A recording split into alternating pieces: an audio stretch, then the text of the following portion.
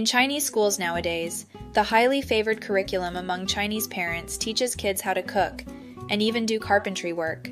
Kindergartens are taking the classroom outdoors, setting up dedicated mini kitchens and vegetable gardens, allowing children to learn life skills while playing. Another kindergarten even teaches kids hairstyling, sewing, and bricklaying, jokingly suggesting that graduates could find jobs right after primary school. The reason behind the popularity of such classes is the sluggish job market in China.